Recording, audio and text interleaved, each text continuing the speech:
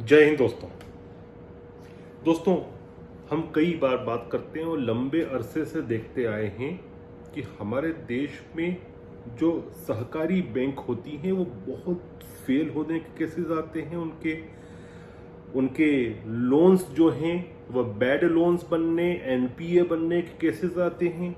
और लोगों की हमने कई बार लाइनें देखी हैं कि बैंक फेल हो गई और लोग बिल्कुल त्राहिमाम करते हैं अपने जीवन भर की पूंजी को बचाने में और उसको वापस ले सकें उसमें। और परेशानी का आलम जो होता है वो मीडिया पर भी दिखता है, अखबारों में भी पढ़ते हैं।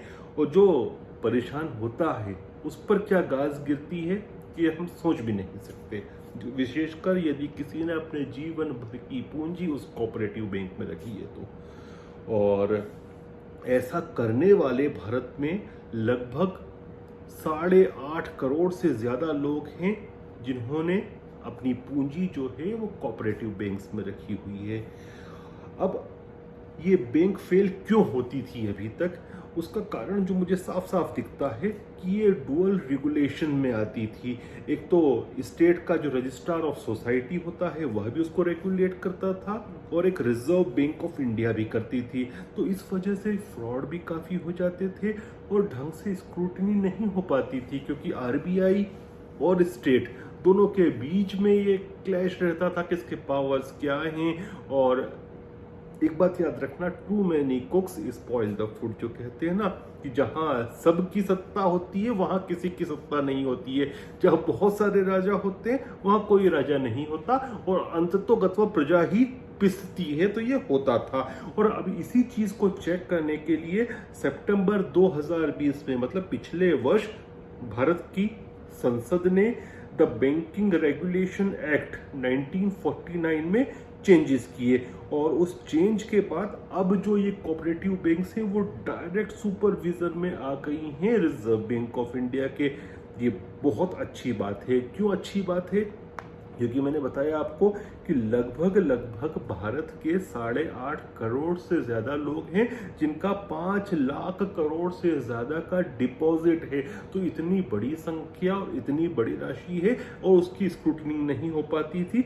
अब यह जो चेंज हुआ है उसकी वजह से डेफिनेटली स्क्रूटनिंग होगी और फ्रॉड के चांसेस, एनपीए के चांसेस कम हो जाते हैं। अब आप ये समझिए कि कितनी ज़रूरत थी कि ये चेंजेस लाए भारत सरकार पार्लियामेंट के माध्यम। भारत में 1540 अर्बन कोऑपरेटिव बैंक्स हैं और इन 1540 अर्बन कोऑपरेटिव बैंक्स में से 277 अर्बन कोऑपरेटिव बैंक्स जो हैं वह कमजोर स्थिति में हैं और 105 के लगभग जो कोऑपरेटिव बैंक्स हैं उनकी हालत खराब है, क्योंकि उनका एनपीए बहुत ज़्यादा हो चुका है। तो ऐसी स्थिति में यह बैंक नहीं डूबे, इसलिए पार्लियामेंट ने संशोधन किया और अब इनका पूरा के पूरा सुपरविजन है वह केंद्रीय बैंक अर्थात रिजर्व बैंक ऑफ इंडिया के हाथ में आ गया।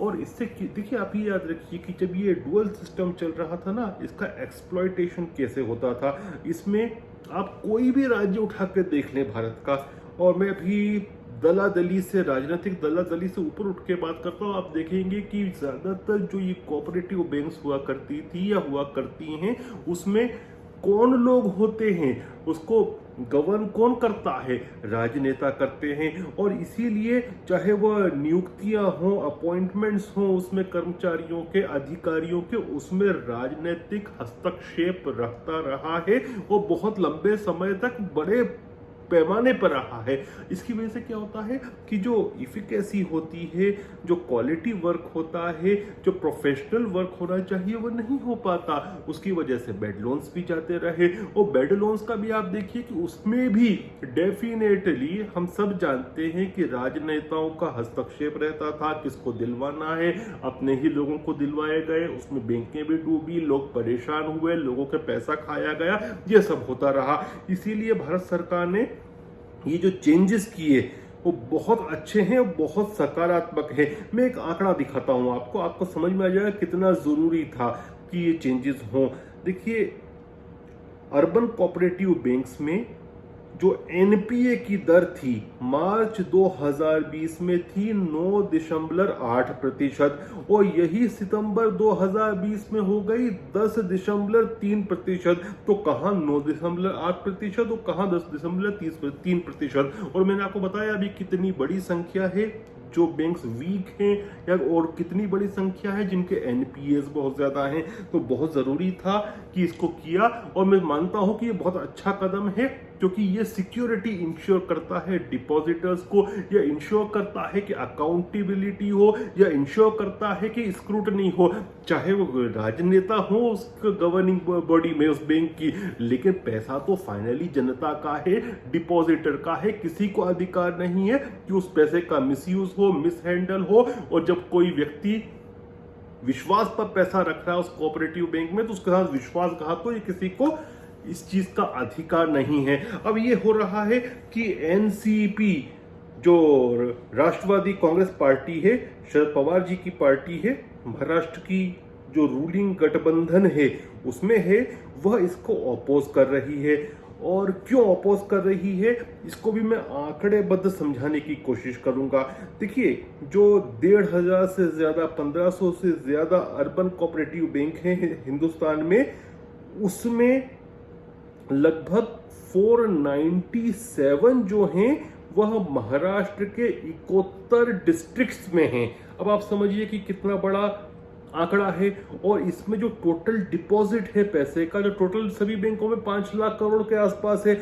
और ये जो 497 लगभग 500 पकड़ ले, 500 बैंक हैं जो महाराष्ट्र में हैं, इनमें लगभग 3 लाख करोड़, टू बी और प्रिसाइज में बात करूं तो 2.93 लाख करोड़, तो 3 लाख करोड़। मतलब आप देखिए कि 5 लाख करोड़ में से 3 लाख करोड़ केवल महाराष्ट्र में आता है डिपॉजिट। और ये जो बैंकें हैं ना, इसमें से बहुत सारी बैंकों पर जो कंट्रोल है वह एनसीपी राष्ट्रवादी कांग्रेस पार्टी के नेता गणों का है। इसलिए वे नहीं चाहते कि ये कंट्रोल उनके पास से जाए और जिस टाइप की स्क्रूटनी से अभी तक बचे हुए थे वो उसको वापस से उनको फेस करना पड़े, क्योंकि अब सीधे आरबीआई करेगा स्क्रूटनी। अभी तक तो ये स्टेट और आरबीआई दोनों के बीच में जो मिला जुला था उसमें खेल रहे थे।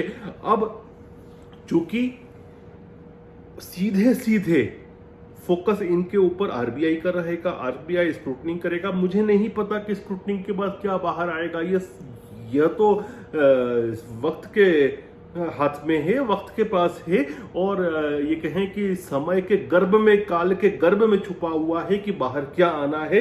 लेकिन जिस प्रकार से एनसीपी इसको अपोज कर रही है उससे तो कहीं ना कहीं शक होता है कि बहुत सारी चीजें बाहर आ सकती हैं कि किस प्रकार से जनता की गाड़ी कमाई का, मेहनत की कमाई का, खून पसीने की कमाई का दुरुपयोग हुआ था। लेकिन मुझे लगता है कि जो आरबीआई है वो अच्छी तरह से स्क्रूटनिंग करेगा, दूध का दूध पानी का पानी करेगा, रिपोर्ट को जनता के सामने देगा। और भारत सरकार ने ये बहुत अच्छा किया कि रेगुलेशन में चेंज किया ताकि जिम्मेदारी फिक्स हो जाए। जय भारत।